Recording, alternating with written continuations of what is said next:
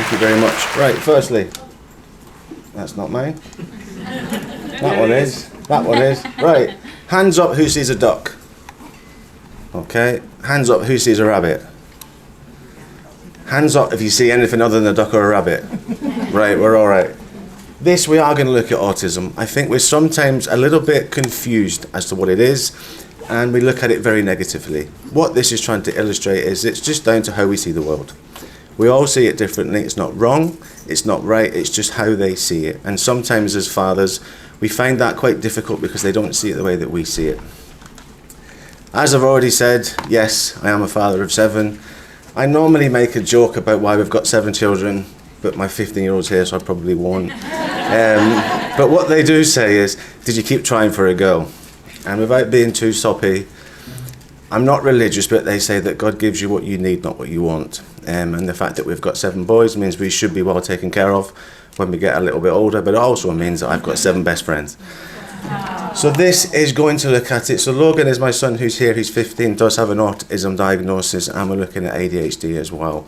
So all of these slides, he helped put them together. And there's a little bit at the end where what he would like parents, but particularly dads, to know about what it's like to be a child with autism, but just how to give them that little bit more space when they take a little bit longer to understand things. So like it says, former infantry soldier, so much of what I know about parenting away from autism is what my boys taught me. I know what Anna says, who is the expert, and I still don't know why I got stopped between Anna and Mark, which where nobody really wants to go, but I'll give it a shot. So I've obviously upset Adam at some point to get squashed in there. But it's so much of parenting my boys did teach me. I didn't know how to do it before I got them.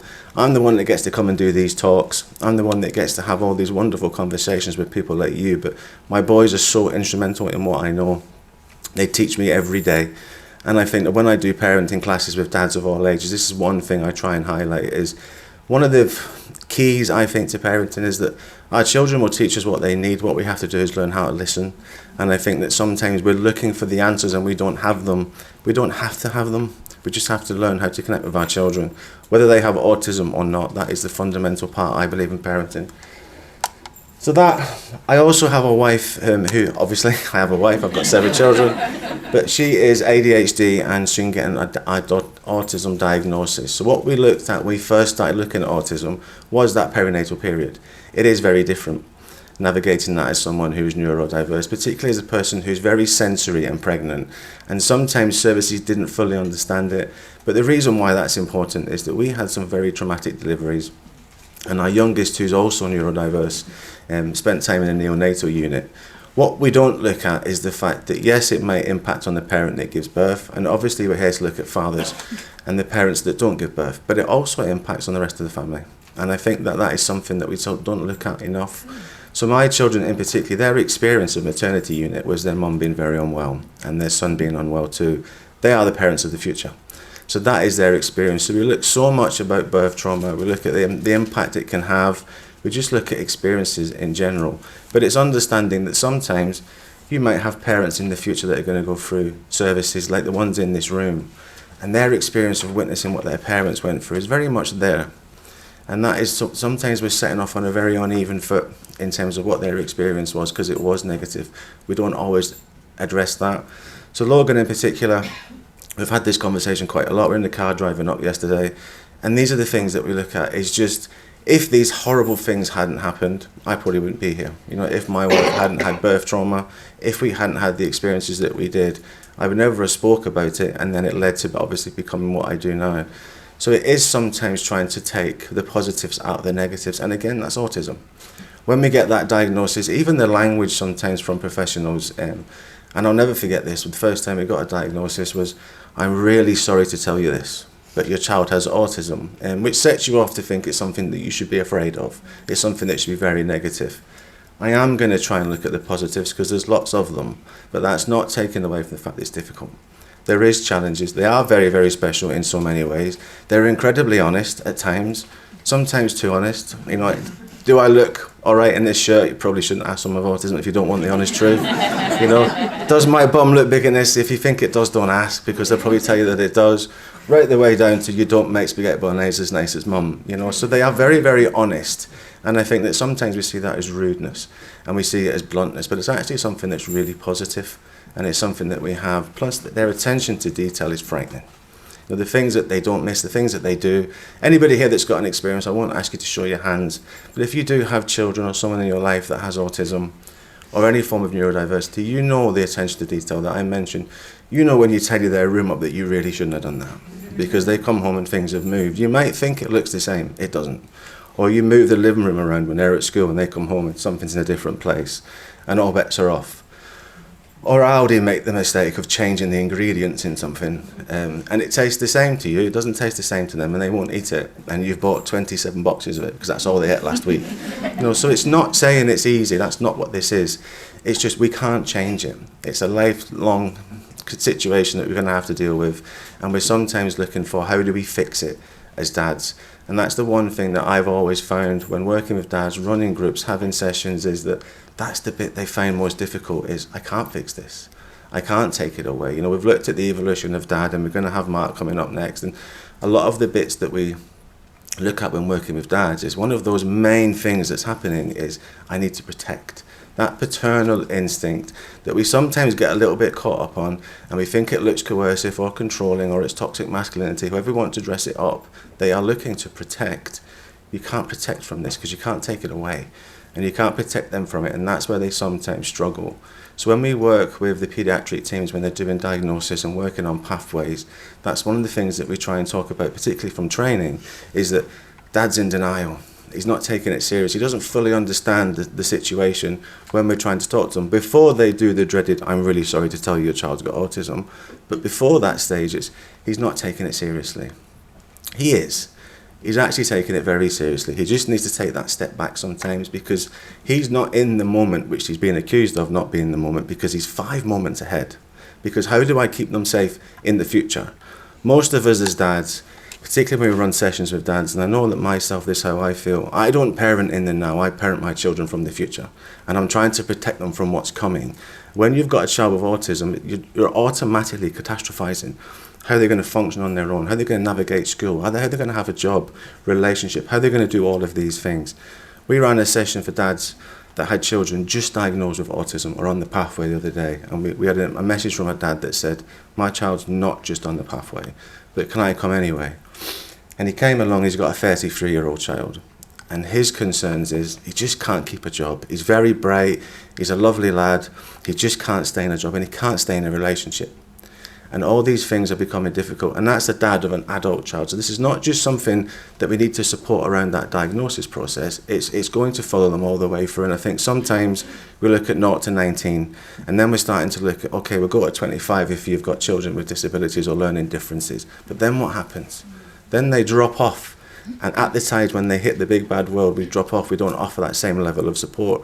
Those issues sometimes get worse. They can become more sensory. They can have more issues. We start to add the stresses of life to someone that might be anxious or overthinking. They're just going to be more anxious and overthink more.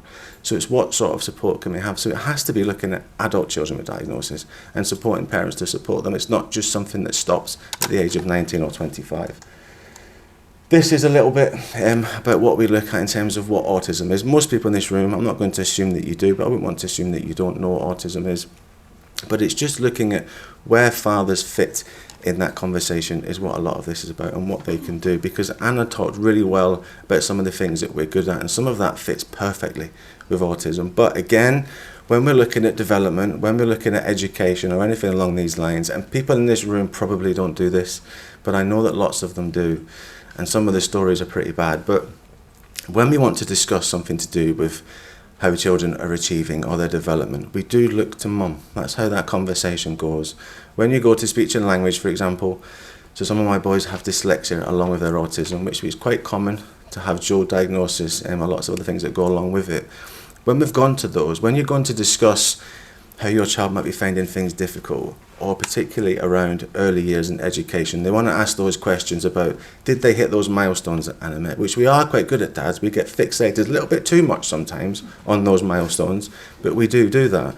But it's, oh, we won't speak to dad. It's like, is mum not going to join us today? You know, because you can't possibly do this by yourself, having this conversation at speech and language about some of these concerns. So we cut them out of that conversation quite often because we think we have to speak to mum. But we do see things very, very differently. And one of those examples that I give, and I've used this quite a lot, and poor old Logan's heard this so many times, but when it comes to dyslexia, we used to do, because we home educate our boys because we have 4 of them with neurodiversity, and it just felt like the best thing to do. But when we were working on our child with dyslexia, we put circuit breakers in place when he used to get overwhelmed. Anybody here that's seen somebody dyslexic trying to read, or someone that struggles with taking this information in, they get very overwhelmed. And there becomes that point where the book gets slammed down and it's, I'm stupid, I've got my thick head, I can't do this. They get really upset and they storm off upstairs. And you can count, wait to 5, the door's getting slammed. And you know it's probably going to get slammed twice to make sure you heard it the first time. And then they'll fall on the bed and they'll be upset. And it's, oh, that's really bad. What do you do? Well, we try and help them calm down, and then we'll go again. And we sat in this room once and they kept asking my wife, who's amazing. I mean, most people say you shouldn't meet your heroes. I'm married to mine. So I'm not saying this in a critical way. But when we had this conversation, it was, what do you do? I try and reassure him it's okay. All right, brilliant. We'll work on self-esteem. We'll work on putting things in place to help him. Okay. How long is that going to take? Good few months. Right, well, what could we do quicker? Nothing. Well, I think we can, because I'm practically minded. So if my son tries to read that sentence 5 times and he gets stuck, he doesn't read it 5 times. We stop at 3. You put that circuit breaker in, you take a step back. It's easy to do that when you educate at home, I know. But even for dads that are doing it in the evening, or they're doing it before school, or sometimes you're doing it in the car on the way to school because you forgot they had homework.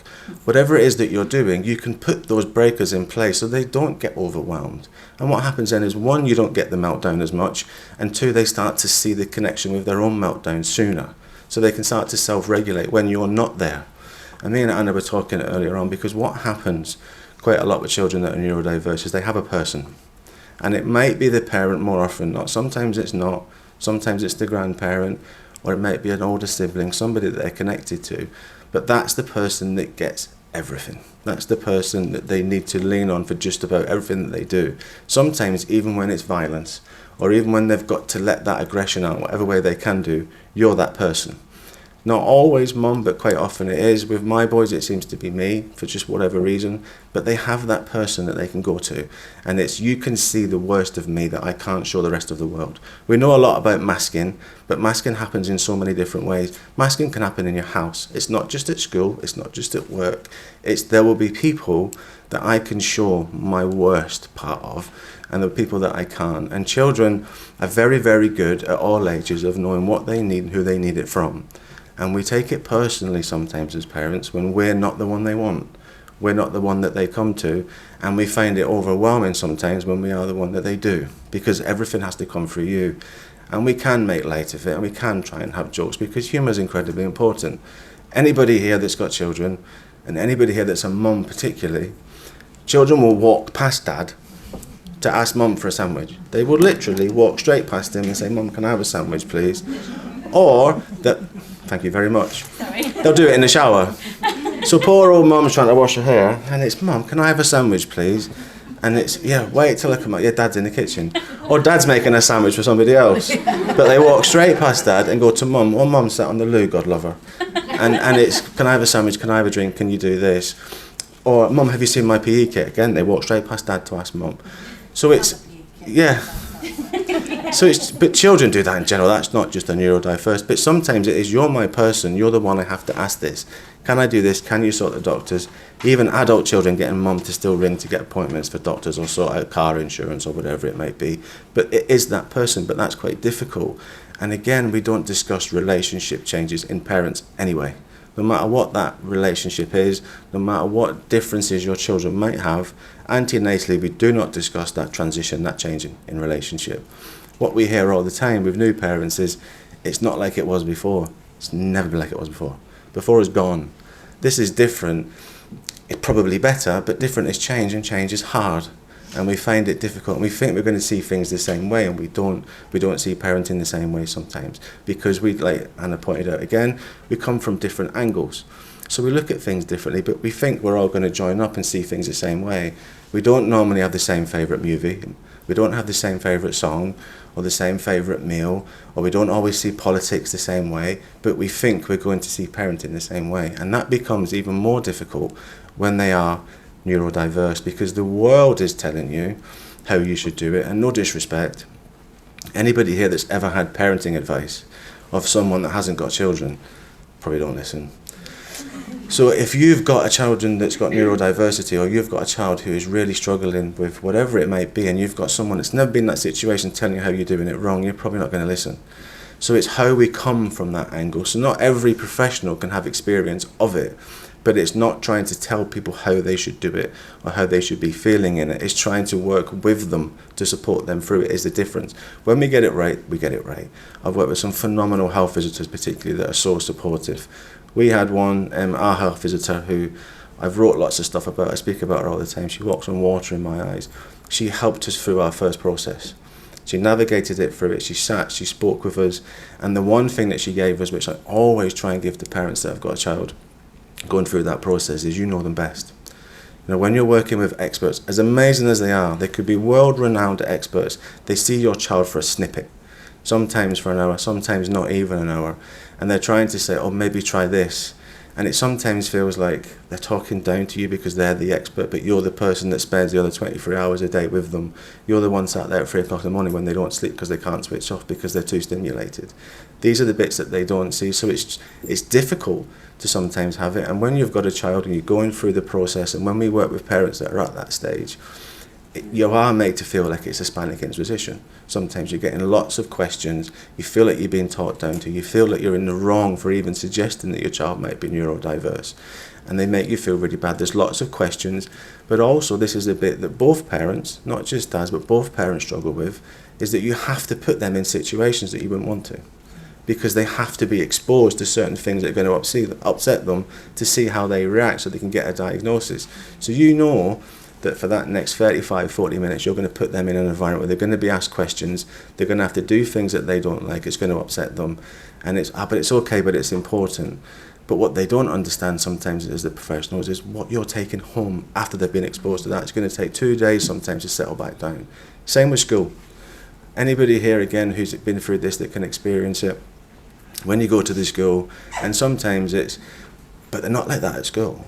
You know, they're okay here. We don't see that. It must be a parenting issue because we don't see that at school. But what we get is the 3:30 meltdown, which is before you even get to the car sometimes. It's all bets are off because they've held it in all day. And the only way that I've been able to explain it, and it's not particularly articulate, but when I work with families is if you hold what I used to call an airflow football, the old plastic footballs, if you hold that underwater, you can hold it as long as you want.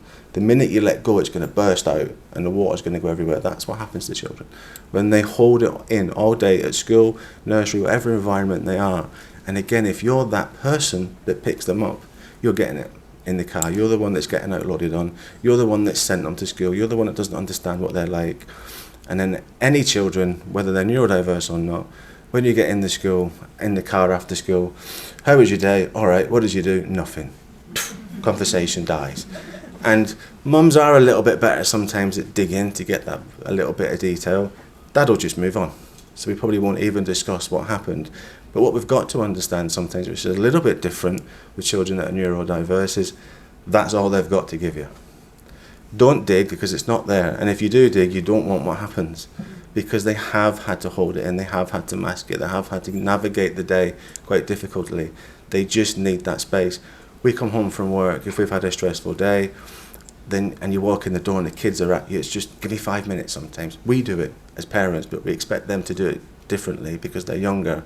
And it's sometimes, I'm not criticising as parents, I've got my son here as proof. I'm not Father of the Year, not even close, not even trying to be one. But we all do it as parents where we just don't have what they need when they're asking for it, but we expect them to because we're the adult. If I ask you a question, you should answer it because I'm the adult in this situation. And particularly children that are neurodiverse, they find that bit really, really difficult. It's allowing that space. And again, when we do antenatal stuff with dads, again, sometimes when they come home from work and they've got a newborn-ish or a little baby, and whether they're breastfeeding, whether they're not, but it might have been a long day. Baby, my wife used to say, touched out. That was her phrase. I'm just touched out. Baby's been attacked. He's been at me all day. I just need, can you take baby? And you get the dad that, we know why they say it, but it's, oh, but I've been at work all day. And it's like, oh, please don't say that.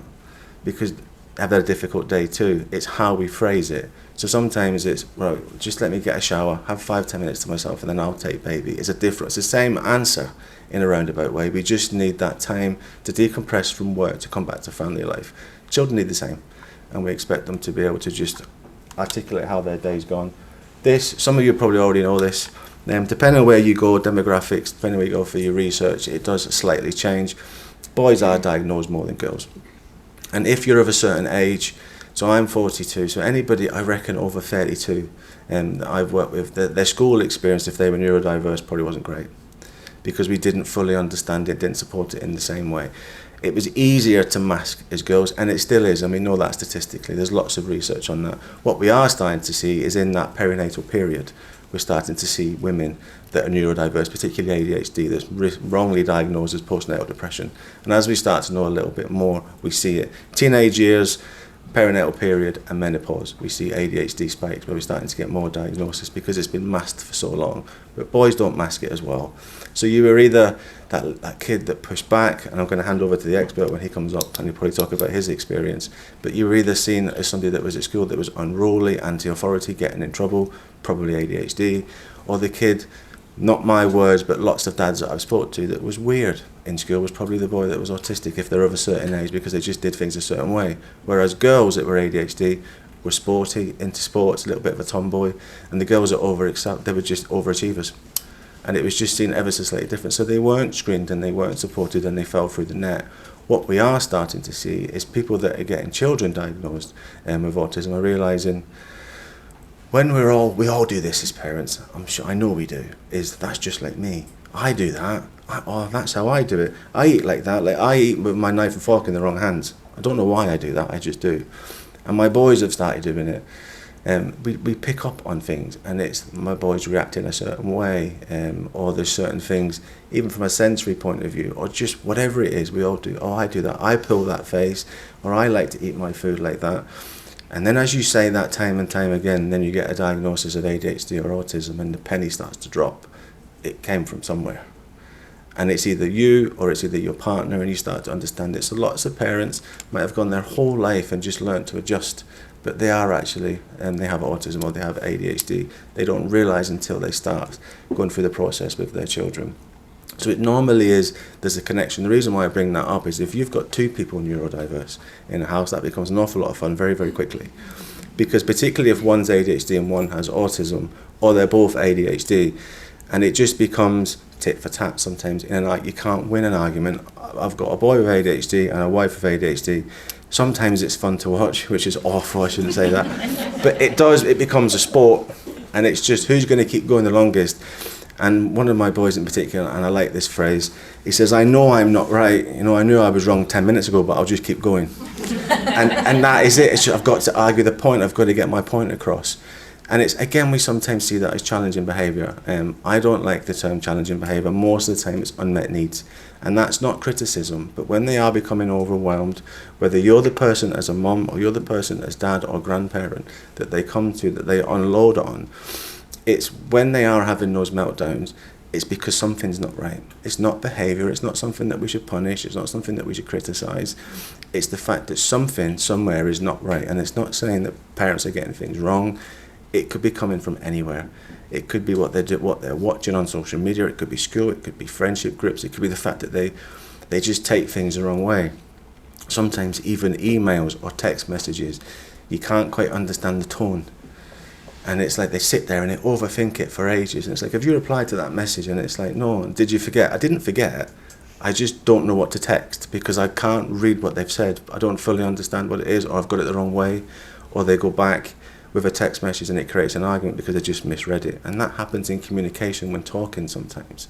So it's just understanding that sometimes they just miss the message. They don't fully understand it because they can't process it. And it's not that they're aggressive all the time, or it's not that they don't understand, or they're not compassionate, or they're rude, or we can joke about does my butt look big, whatever it is.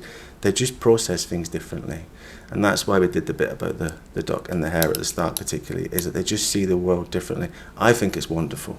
I think the way they see it sometimes is incredible. Their attention to detail, I mentioned earlier on, but there's actually police forces in the UK that use people with autism specifically because they look at cold because all they look at is they hyper focus on what they see in terms of evidence. They don't look at the emotive part of it. They look at the evidence. It's brilliant. Their attention to detail is incredible. I mentioned about Logan earlier on with the slides. When you're doing something, you're in it. And then everybody here that's worked on a project, and then somebody comes along and says, you spelled that wrong. And it's like, oh my God, I've read this 55,000 times. How did I miss it? He does it all the time. And he'll just walk in and say, that's wrong, that's the wrong colour, that bit doesn't go with that. And at first I used to think, oh shit. But now I've actually thought, this is actually quite good. It's like having ChatGPT in your house. You just say, yeah, Logan, proofread this. So again, what we look at in terms of the dads, and we've mentioned it about play, we don't tap into this aspect when we're professionals enough, but we are very good at knowing how to make them comfortable and interact with them. One thing that I say all the time when I'm working with dads, if you've got a child with autism particularly, don't wait for them to be comfortable in your world. You have to get comfortable in theirs. And I think that sometimes we're waiting for them to come to us, and you'll be waiting for a very, very long time. It's finding that common ground. And we did mention on the way up, we were talking about different activities, Logan and I, things that we like to do and things that we don't. Sometimes as parents, you've got to have that tea party that you don't want to have, and you've got to eat that milkshake that they've made with God knows what, and you've, oh, this is delicious. I once got I think it was a What's It dipped in tea. Oh, this is the best thing I've ever tasted in my life, thanks son. So sometimes we do have to do that, but particularly with children when you're neurodiverse, it's where are they comfortable, what do they like doing, and we use the Minecraft, we use all these things that we know that they're more comfortable with, but a lot of it is escapism. They're trying to escape from where they are. They're trying to find that place where they feel slightly more comfortable. So we've looked at gaming groups where we can interact, activities that they can do together with their children, where their children are comfortable. The reason we're good at that is, yes, some of us are quite good about talking about our feelings and our emotions. Some of us are not. And you can sit in silence. And we're better at that quite often as dads, and we'll sit and we'll play and interact, whether it's Lego, whatever it might be, whatever they're doing, we can sit and we can play and we can interact with them, and we're more comfortable. Rough and tumble play, we can still do it, but sometimes it's don't touch me, I don't like it, I'm a little bit uncomfortable. But it's getting them a little bit more comfortable. Being uncomfortable is where we're quite good. That risk-taking behaviour, that pushing boundaries, we know that dads are better at that more often than not. It's why we get kids off stabilisers quicker, because we'll push them.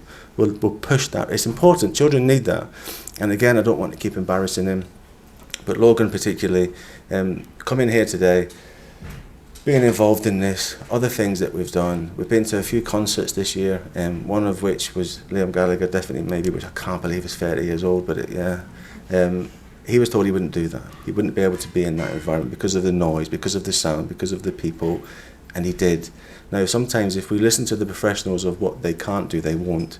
And what we tend to do with children when they get a diagnosis young is that we put that heavy label on them very, very early. And it's very difficult to carry it and navigate it when they're constantly told what they might not be able to do, or what they shouldn't be able to do, or what they should maybe try and avoid. So that's where dads are really good, because we will push them.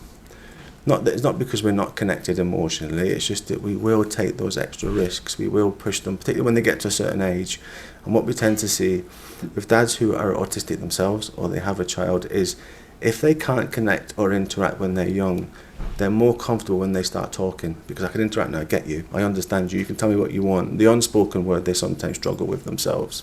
So it's as they get older, so it's not saying wait until your child talks to interact, it's just try and find where you're comfortable, try and create that relationship as best as you can with that bond, but know that you're going to be so much more important when they start to navigate that world.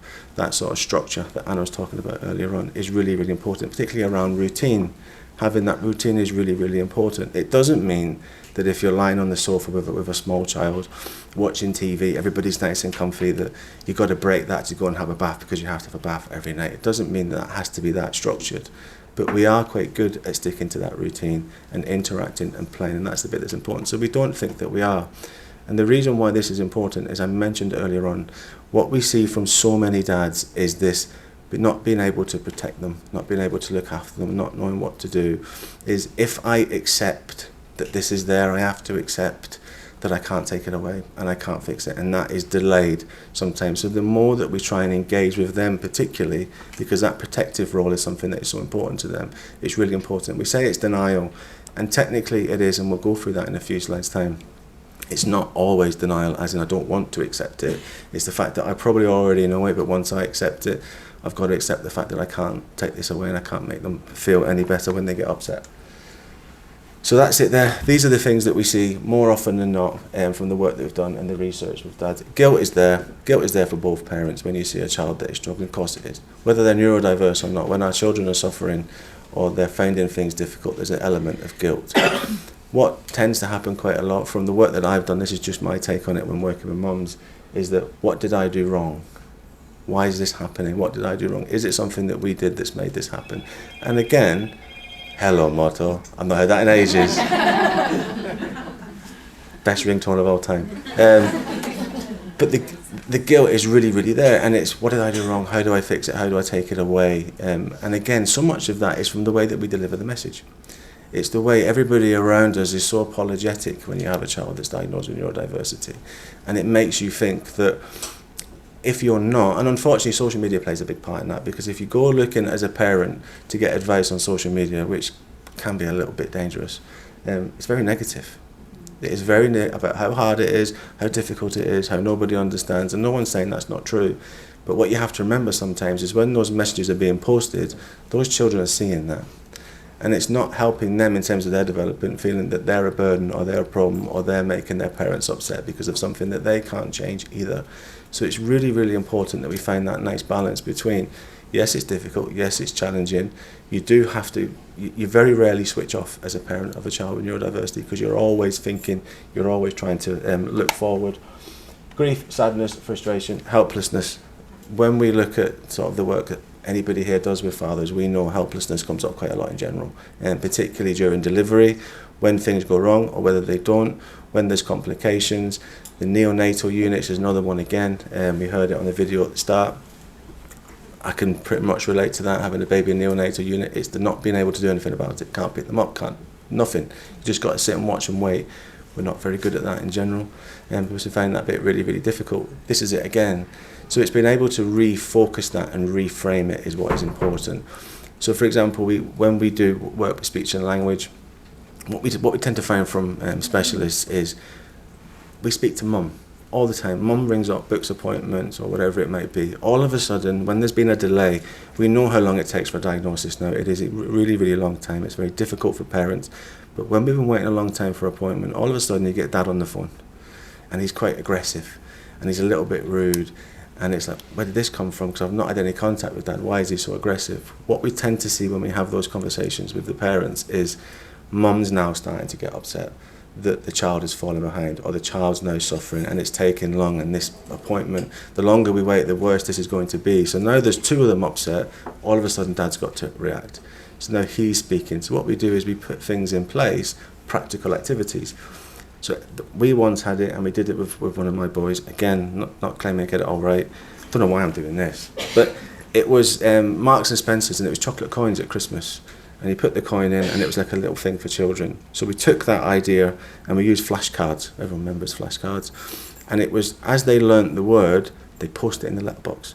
And then you can open it and take them back out again. It was something practical that they could do. When we piloted this with one area and they sent it out to the dads, the feedback was, I felt like I could do something while I was waiting. So the wait wasn't as bad because I could practically do something. So it was sending things out. We did it with paper, which didn't work. So it was almost like origami. So you could fold it up, make the letterbox and put the cards in it, and the dads could interact. When we do like now, then and next, which a lot of you will have heard of before, those sort of cards when working with children, or the flashcards that we use of where you're going and the picture of the person that you're going to see. I'm not saying that we can't give this to both parents, but it's a practical exercise dads are quite good at. This is who you're going to go and see, this is what you're going to do. I can be a little bit part of that process, particularly if he can't go to the appointment. So if he's not able to go, he can be part of the preparation work, so he still feels involved in the process in helping them. And these are things that we can do. Like I said, very, very easy by sending stuff out in the post. 5 minutes. You were supposed to tell me 5 minutes and you didn't. This is the impact it can feel on dads. I'm going to go through the next few slides and I'll finish on time, which is very rare for me. This is some of the negative side. This is the stuff that dads feel. In there is the bit about how we see things differently and it causes conflict. We see very high rates of relationships breaking down. in this situation, because both parents do see it. When you're trying to support a child, you have got that I'm practically trying to drive them forward with my child is suffering, I've got to nurture them and take care of them, and sometimes the two don't mix very well. So these are some of the negative comments. The slides will be circulated, I'm sure. Adam's going to send them out. This is, again, some of the negative impacts. It's feeling like a failure, not knowing what to do, finding it difficult. The marital conflict is one that we see quite a lot. And discipline. We seem to drive things back to the fact that dad should do discipline. Trying to discipline a neurodiverse child is very, very difficult. And if you're sometimes going to think you're going to do it the way that we're taught in parenting books, then it's never going to happen. So because I said so means absolutely nothing to someone with autism of any age. So it's finding new ways to work with them and support them. And those big emotions, what we're quite good at as dads is we can sit with them in it. We don't have to punish it, we don't have to challenge it, we help them understand it.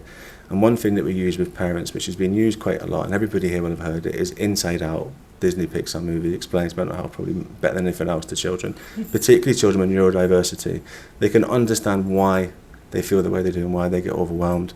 I've never been able to explain it any better, so Inside Out is the way to go. This is how professionals can support dads. I've got little flashcards, I've got them printed. Anybody who wants them, I'll hand them out. It's top tips on what to do. One for dad to dad and one for professional to dad. So they're there if anybody wants them, so I can skip through that one. That's the same thing. Strength-based approach, tapping into what we know dads are good at, what they can relate to, how they understand things. That play is so important. The practicality of it, the long-term goals are things that we use quite a lot in terms of strength-based. This is some of the stuff that we do. So work with dads, a toolkit. When we're going to go in the car, there's been a video circulated on social media lately. A guy, and he's talking to himself, but he's pretending to be his wife, and it's like, have you packed the bag and haven't got nappies, haven't got wipe? Have you got snacks? Yeah, but for me, not for the baby. And all that sort of stuff that we see. But it's having dads to take a kit with a toolkit, because what you want to do, if a child has a meltdown, this is one thing that we work on quite a lot with dads. I'm not saying you're not taking them home, but what you're trying to do is delay it. So if you can buy yourself 5 or 10 minutes more time, the more that we do that in those situations, the more we expose them to those uncomfortable situations, the less those meltdowns become in them, which makes them easier to navigate the world when we're not around. This is some of the research. This is the positive side, and I know I've got 2 minutes left, so I'm trying to rush through this because I do talk too much. It is trying to focus on the things that they're good at. Their problem solving is incredible. When we let them, what we're trying to do sometimes, because they've got autism, is we've got to step in and help them. No, watch them figure things out, because it's fascinating, because their thought process is very, very different. And sometimes we could actually learn from them, not the other way around. So it's trying to tap into that. Unconditional love, they just need to know that no matter how bad this is, that you're there for me, whether you're their person or whether that you're not, because they don't always feel that, because we put them in a world that doesn't accept them quite often, and what they need to know is no matter what happens outside, when I come back, you will accept me for my flaws. This is, I want to skip this one, there we go. This is the positives. We did some research. These are the things that Dad said when we asked them to focus on the positive aspects of it, and it taps into so much of what we've said. That QR code is a blog that I wrote, which is just celebrating a positive part of what we've talked about. It is positive. They are incredible. They are very, very special. They're more loving than we give them credit for. They're more nurturing than anybody thinks they are.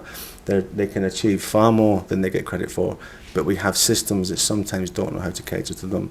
What we need to do is change the systems, not the children. And what we've been trying to do for such a long time is do it the other way around. And because we don't know what to do with them, we sometimes punish them. And we were talking about this earlier on. What happens with most children that are neurodiverse, I don't like high function and low function, I think it's very insulting. But children that are on that spectrum, what happens if they don't fit in mainstream school and they don't fit in special school, they sit in that no man's land. And they get lost from a very, very young age, and sometimes it's very difficult to try and bring them back from that point. So it's trying to support them, catering to them, so we're not putting them in isolation, we're not punishing them in school because they can't cope in a school environment, we change that environment. This, I've got 1 minute left if this works, I don't know how I'm going to press play on this. So when you're feeling anxious or overwhelmed, what's the best way your dad can help you? Give me space, but let me know that he is there if I need him. Don't ask too many questions right away, just be calm and wait until I'm ready to talk. If you could give Dad one piece of advice about how to be the best dad for you, what would it be? Remind me that I'm not alone and that you're always there when I need you. Yeah. What's the easiest way for you to understand what Dad is saying to you or if he's asking something? I find it hard to follow long conversations, so short and clear instructions help. Give me extra time to process what you are saying before expecting me to answer. Brilliant. This is a session that we run once a month, but it's where we are in Coventry and Warwickshire. And it's where dads come together that's where all this research came from. It was a session run for dads that have got children either diagnosed or newly diagnosed. And we now also run that session for dads that have autism themselves, trying to help them do all the things that we've discussed. There's some of the research. Again, it'll be on the flyers that I hand out. And that's me finished. That's my email address if anybody's got any questions. I now get to hand over to Mair Williams. That's good. Thank you.